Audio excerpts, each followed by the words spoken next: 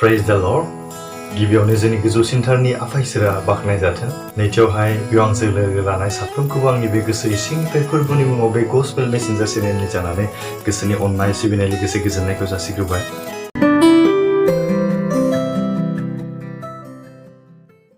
दिनैनि हाबाफारिया मोनसे स्पेशल हाबाफारि आं लानानै फैदों आरजनि खावलायनाय। आं गोबाव सम जाबायमोन बेबायदि आरजनि खावलायनायखौ आं बेबायदि भिडिअआव आं होयिया।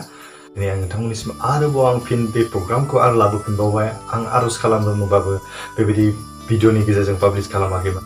नाथाय जों बे आरजसिम थांनायनि सिगांनो जोङो इसोरखौ बाख्नायनो गोनां, हामबाय होनो गोनां, धन्यबाद होनो गोनां मोननैसो खोथा दङ। आं नोंथांमोननि सिगाङाव आं बेखौ शेयार खालामग्रोनो लाबाय।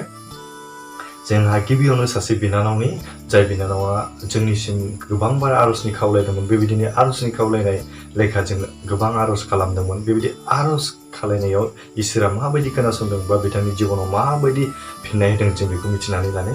बिनानावा आंनिसिम माबायदि मेसेज हरदोंमोन नोंथांमोना फरायनानै होनो सानदों। नैबेयाव बेबायदि लिरदों, आदा आंनि न'खरनि थाखाय आरज खालामदो, आंनि हासबेन्डनि थाखाय, आंनि गथ' 7 बोसोर 4 मान्थ जाबाय बिनि गथ'नि थाखाय आरज खालामनो जोंखौ खावलाय। जोंहा न'खराव गोबांथार प्रब्लेम दङ। आंनि हासबेन्डआ नंबां जाबां रागल' जोङो, इसोरखौ गिया, आरज खालामनो रोङा, एलकहल टबाको जानानैनो दिन थाङो। आरज खालाम जाहाथे बियो इसोरखौ गियो, निसा बुस्थु जानायनिफ्राय गोजान जायो, न'खराव जेन सान्ति फैयो। इसोरा बिखौ माबा मोनसे साजा होनायनि गेजेरजों मोजां जानायखौ आं लुगैयो। मोनसे मोजां ख्रिस्टियान न'खर खुंनो हानायखौ आं लुबैयो। बियो गोबांथार खामानि मावो, सुजुयो, नाथाय साक्सेस जाया। मोनसे मोजां ख्रिस्टियान न'खर दानो आरज खावलायनाय थाबाय आरो इसोरा नोंथांनि आरजनि गेजेरजों माबा मोनसे मावथारगोन होननानै आसा थाबाय। हामबायसै। बिनानाव बेबायदि मोनसे आसा लानानै दिनै इसोरनियावहाय फैदोंमोन। बेनि आसाखौहाय दिनैहाय इसोरा सुफुंबाय। नै साननै जाबाय आंनिसिम माबायदि मेसेज लिरनानै हरदों बिनानावा, आदा नोंथांनि आरजआ खामानि होबाय। प्रेज द लर्ड। माबायदि खामानि होखो जों नायनि। आंनि न'खराव गोजोननाय फैहांबाय, सैताना जेनबाय, आंनि हासबेन्डआ गाज्रि हुदाफोरनिफ्राय सोलायनो हमबाय। प्रेज द लर्ड। बेनिफ्राय आरो देरसिन जोंनि जिबनाव मा नांगौ? गाज्रिनिफ्राय जों मोजाङाव फैयोब्ला बेनि जोंनि थाखाय थोजासे। न'खराव फेमिलि गिर्जा जागायजेनबाय। जोङो बिसि फिसाय सप्तायाव खनसे फ्राइडेआव फास्टिं थाजेनबाय। प्रेज द लर्ड। गोजोननाय थाबाय बिनानावसिम। थारैनो बिनानावनि गोसोनि गाबनायखौ इसोरा दिनैहाय खोनासंनायनि गेजेरजों बिनि हासबेन्डखौहाय, बिनि बिसायखौहाय गाज्रिनिफ्राय मोजाङाव बोखांबाय। मानोना इसोरा जोंखौ बाइबेलाव बुंदों, आङो हावरियाफोरखौ केसेर बारिनिफ्राय बोखांनानै लाबोयो।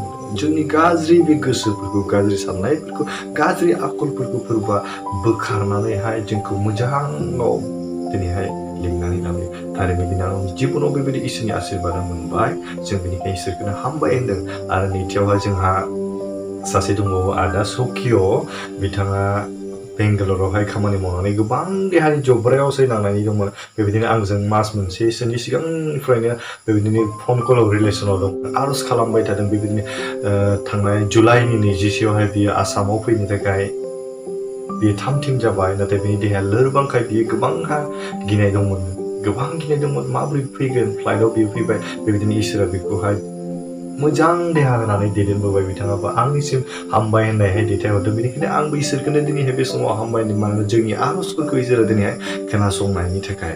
आरोबाव जोंहा थामथियाव आं सासे आरोबाव आदानि मुं लानो सानदों, दिपान्जल बसुमतारी। बिथाङा उदालगुरि डिस्ट्रिक्टनि।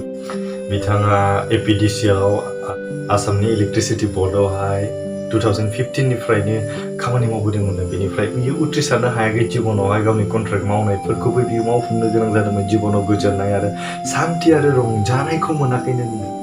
बियो गिर्जा हाबनायनिफ्राय गोजानाव थाबायमोन, नाथाय बिनि जिउआव गोजोननायखौ मोनाखैमोन। बेबायदिनो आंनि सिगाव आरज खावलाय, बेबायदिनो गावनि खामानिफोराव जेन देरहानो हायो, गोजोननायखौ मोननो हायो, गावनि न'खराव गावनि फिसा फिसौनि थाखाय बियो गोजोननायनि थाखाय बियो आरज खावलायदों। बे आरजनि 6 दिन उनाव आदाया आंनोहाय मोनसे बेबायदि मेसेज लिरना हरदों। बेवहाय बियो बेबायदि लिरहरदों, ब्रादार आं दासान्दि इसोरनि अननायाव मोजाङैनो आरो जोबोर खुसियाव दं। प्रेज द लर्ड। जानो हागौ नोंथांनि आरज खालामनायनि जाहोनावबो आं गोजोननायखौ मोनदों।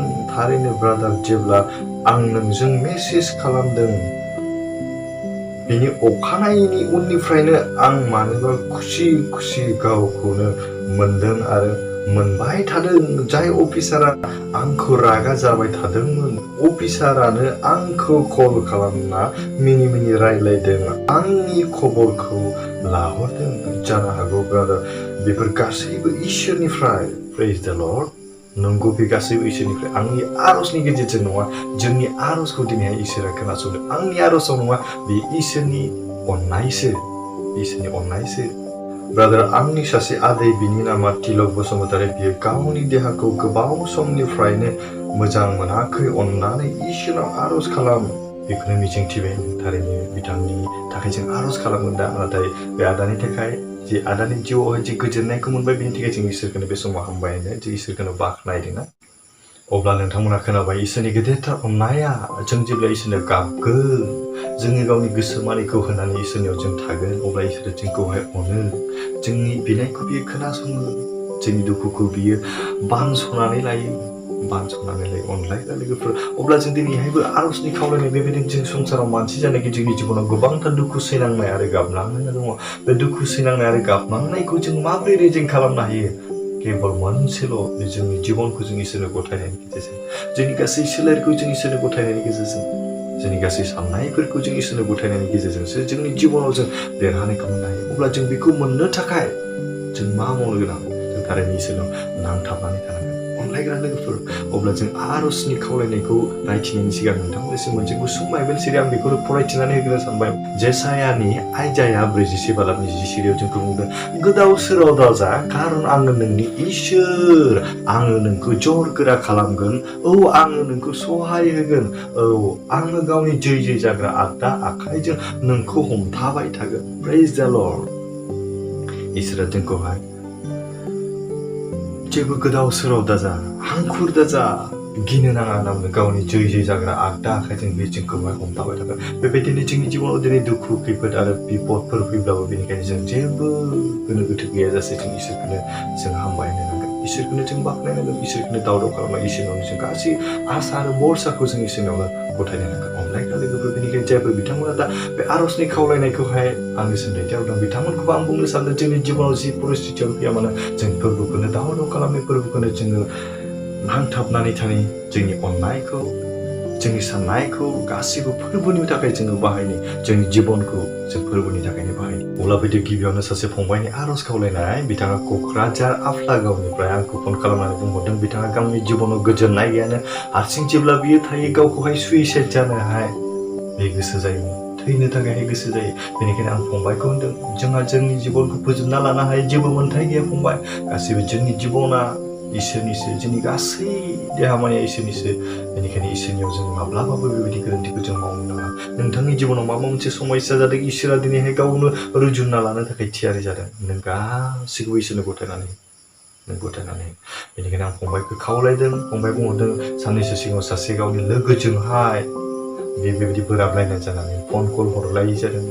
रायलायनो गोसोब्लाबो रायलायलायनो हायो बे जिबनावहाय। फंबायनि मुङानो जाहैबाय सन्देह बसुमतारी। बेनिखायनो आं खावलायदों बे फंबायखौहाय, नोंनि जिबना गोबांथार मुल्यबान, इसोरा नोंखौ गावनि महिमाखौ बाख्नायनो थाखायसो सोरजिदों। नोंनि जिबनाव दिनै, नोंनि देहायाव दिनै गोबांथार गोख्रों बोलो गोरा दङ। नोङो हज्रिनो हायो, नोङो खारनो हायो, नोङो रायलायनो हायो। अब्ला नों मानो गावनि जिबनखौ फोजोबनायसिम सानदों? इसोरा नोंखौ अनदोंखायसो दिनै बे मोजां समखौ, बे मोजांथार रायलायनो थाखाय, मोजांथार थाबायनो थाखाय, मोजांथार आथिं आखाइखौ जोंखौ मावनानै जानो होबाय। अनलायग्रा फंबाय जे सन्देह बसुमतारी, नोंथांनि जिबनाव नों माब्लाबाबो फावसायनो नाङा, इसोरा नोंजों लोगोसे थागोन। नों इसोरनो गथायनानै हो।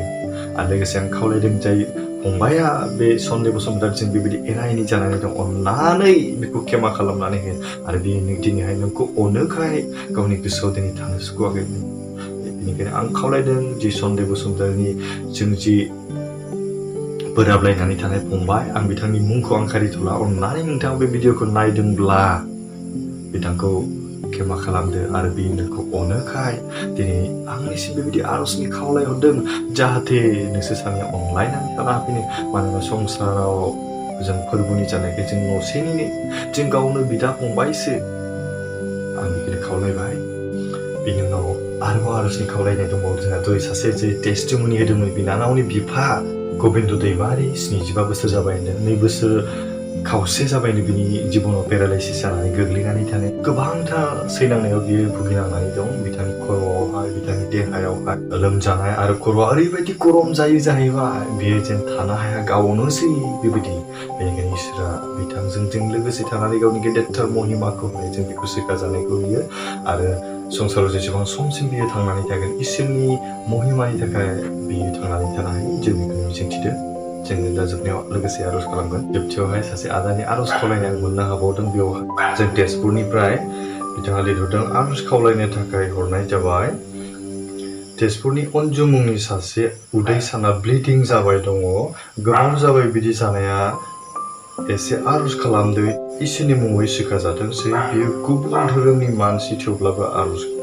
खावलायदों थारैनो अन्जु आब'निसिम इसोरा दिन अनखाङो जे बिनि गोबां समनिफ्राय बियो ब्लिडिं जादों बेखौ जों इसोर सोखाजानायखौ होगोन जि दिनैहाय इसोरखौ मोनथ'वाखैब्लाबो बे इसोरनि गेदेरथार महिमानि गेजेरजों बियो इसोरखौ मोननाय बायदि इसोरनि अननायखौ सिनायनाय बायदि इसोरा जोंनो हाग्रा बोलोगोरा इसोर मावफुंनो हाग्रा बेखौ मोननो हायो जों बेखौ आरजआव जों दा जोबनायाव गथायगोन जोबथियाव आरोबाव दासो मेसेज मोनसे मोनबावबाय आङो बिथांखौबो आरो लाखाबावनोसै आदा आंनि थाखाय आरज खालाम जेन आं इसोरजों नांथाबना थानो हायो जागोन आदा आंनि मोनसे आरजबाव आंनि हौवानि थाखाय बियो जौ लोङो आरो गाज्रि लोगोफोरजों बेरायो जेन बे गाज्रि आखला गोजान जायो बेनि थाखाय आरज खावलायो एसेनोसै अब्ला बिनानावनि थाखाय जि बिसाया गाज्रि निसाफोर लायो होनना बुंदों गाज्रि लोगोफोरजों बेरायो होनना बुंदों जौ लोङो होनना बुंदों आं मुंखौ सोङाखै बेयाव मुंखौबो लिरना हराखै अन्नानै बेखौहाय इसोरा मिथिगौखाय जों इसोराव मुं बुङाब्लाबो इसोरा दिनैहाय जोंखौ मिथिगौ जोंनि साननायफोरखौ मिथिगौ मानोना बियो इसोरखाय बे सोरगोनिफ्रायनो जोंनि गासै साननायफोरखौ जोंनि नांगौफोरखौ मिथियो बेनिखायनो जों दा आरजनि जायफोरनिखि खावलायनायखौ नुबाय जों बेखौ इसोराव जों गथायनो इसोरा जों गावनि अननायजों जोंखौहाय बेबायदि मोजां सम मोजां सुबिदा फैबाय थानाय बोथोरफोराव जायफोरनाखि बेबायदि सैसोनायजों बिथांमोना जे सोखाजानायजों इसोरखौ आरोबाव बाख्नायनो हायो गावनि जिबनाव इसोरखौनो बोजबनानै लानो हायो अब्ला जों बे समाव आरज खालामो जोंनि गोजौसिनाव थानाय इसोरनि गोथां आरो गोथार अनखौ आफा इसोर आफा गोदान बे समाव हामबायदों दिनै गेदेरथार अननायखाय बे जोंखौ मोजां समखौ होनायनि थाखाय नोंखौनो हामबाय आरो हामबायदों फोरबो दानो बे समाव मोजां समावबो जायफोर व्यक्तिफोरा दिनैहाय आरजनि खावलायनाय जोंनि गेदेर महिमाखौ मोननायखाय जे हामबाय होननाय मेसेजखौ हरबाय बेनि गासै महिमानि खामानिफोरनि थाखाय नोंखौनो हामबायनो नोंखौनो बाख्नायदों अराय सम बेबायदि जोंखौ बाख्नायनो हानाय बायदि जोंनि गेजेराव नोंनि गेदेरथार अननाय आरो महिमाखौ होफ्लायदों फोरबो आफा दानो बे समाव नों आफानियाव आथिं गुदियाव गथायदों बे मोजां समफोराव जायफोराखि गोबांथार सैनांनायफोरजों भुगिनांनानै दं फोरबो आफा जि सन्देह फंबाया दिनैहाय गावनि जिबनखौ जि फोजोबनानै लानो थाखाय जि थियारि जागासिनो थायो बेनि जिबनाव सैताननि हाबनाय खुसि आत्माखौ दानो बे समाव नोंनि गोथार जिउनि गेजेरजों बेखौ खादो हामबायनो बाबा जोंनि आरज खोनासंनायनि थाखाय आरो जि गबिन्द बसुमतारी बाबा बे दिनैहाय 75 बोसोर बोराय बैसोआवबो दिनैहाय गोबांथार देहानि सैनांनायफोरजों जि पेरालाइसिस जानानै दङ बाबा बिनि जिबनाव बिनि देहायाव बिनि नांगौ जानाय बेखौनो बे सुफुंनानै होदो बिनि जि बाहायनाय मुलिफोरनि सायाव थांनानै नोंनि जोबनो गैयै आशीर्बादखौ दोनदो बेखौ गोख्रों खालामदो बाबा बेखौ सैनांनायनिफ्रायनो बे बोखारदो संसाराव जेसेबां समसिम थांनानै थागोन बाबा बे मोजां देहा लानाय मोजां जिबन जापन नोंखौ गिग्रा मानिग्रा जानानै सोलिलांनो हानाय बिथांनि जिबनाव थानाय हेफाजाब खालामदो बाबा हामबाय होनदों आरो दा जों गथायबावदों फोरबो आफा जि अन्जु जे तेजपुरनिफ्राय बियो दिनैहाय नोंखौ मोनाखैब्लाबो नोंनियाव आसा खालामदों भरसा खालामदों फोरबो आफा मानोना नों बाइबेलाव जोंखौ बुंखानाय बायदि जायफोरानोखि नोंनियाव आसा खालामनानै भरसा खालामनानै बिगोन गथायगोन फोरबो आफा बेनि बिनायफोरखौ नों खोनासंगोन बियो दिनैहाय नोंखौ नोंनि अननायखौ मिथियाब्लाबो नोंखौ मोनाखैब्लाबो बियो दिनैहाय गुबुन धोरोमाव दंब्लाबो नोंखौहाय दिनै फोथायदों बेनिखायनो बिनि गोसोनि फोथायनायखौ नोंनिफ्राय माब्लाबाबो हलाय खालामनाय नङा आं फोथायदों फोरबो आफा हामबायनो बिथांनि जिबनाव बिनि उदैयाव दानो नोंनि गोथार जिउजों बेखौ सुफुंदो फोरबो आफा नोंनि गोथार आखाइजों बेखौ दानो सोखादो बाबा हामबाय नोंनि गेदेरथार अननायखौ बिनि सायाव थांनानै हेफाजाब खालामनो थाखाय बाबा दानो जों फोथायबोदों बाबा जायफोर बिथांमोना दिनैहाय गावनि नखराव गोजोननाय सान्थि आरो रंजानायनि थाखाय आरजनि खावलायबाय बिथांनि नखरनि गासै सोद्रोमाफोरखौनो फोरमायदों जायफोर बिथांमोना दिनैहाय बे निसाजों गोबांथार गाव गावखौहाय गोजोमनानै थायो प्रभु बिथांमोननि जिबनाव नोंनिफ्राय नोंनि जोबनो गैयै आशीर्बादखौ होनानै बिदि गोसोनि दरफोरखौ खेवनानै होदो बिसोरबो जेन नोंनि अननायखौ मोननो हायो नोंनि गेदेर महिमाखौ मोननो हायो प्रभु बिथांमोननि जिबनावबो गोजोननाय सान्थि आरो रंजानायखौ दानिफ्राय जोबथारजासे लाबोगोन बेबायदि आसा भरसा खालामदों प्रभु अ हालेलुया गोथांमोन खुसिराफा नों आफा नों दानि समाव गथायबोदों जायफोर बिथांमोना बे भिडिअखौ नायगासिनो दं बिथांमोननि जिबनावबो गोजोननाय सान्थि आरो रंजानायखौ लाबोदों प्रभुआ गोबांथार दिनैहाय सुबुंफोर दं बेबायदि देहायाव सैनांनायफोर दं बे सैनांनायफोरखौ बोखारदो बिसोरनि जिबनाव जे दुखु जारला गासैखौबो बोखारदो बिथांमोननि साननायाव नोंनि गेदेरथार अननायखौ दोननानै बिसोरखौ जाफुंसारनायाव हेफाजाब आरो अननायखौ दोनफ्लायदो प्रभुआ हामबाय बे जोंनि गासै आर'जनि खावलायनायफोरखौ बिदिखौ जोंनि साननायफोरखौ बिदिखौ प्रभुआ जोंनि खुगानि रावजों जों मा बेनिख्रुइ नों बे बांसिन मिथिग्राखाय नोंथांनाव बे गुसुं आर'जखौनो गथायनायजों जों साफ्रोमनि गोसो मोदोम जिउ आरो गुसुं आर'ज सासे खृष्ट जिसुनिफ्राय आमेन आरो नोंथांमोनखौ बे समाव खावलायो सोरबाफोर बेबायदिनो आर'जनि खावलायनायफोर नोंथांमोननि जिबननि टेस्टिमनिफोर बुंनोब्ला आरो बे स्क्रिनाव होनाय वाट्सएप नाम्बाराव भइस कल खालामनानै नङाब्ला वाट्सएप खालामनानै नङाब्ला SMS खालामनानै हरनो हागोन आं बेखौनो मिजिंथिबाय इसोरनि अननाय आशीर्बादा जों साफ्रोमजोंबो दानिफ्राय जोबथारजासे थासारि दिनैनि हाबाफारिखौ बेखिनियावनो दोनथ'बाय गोजोन्थोंसै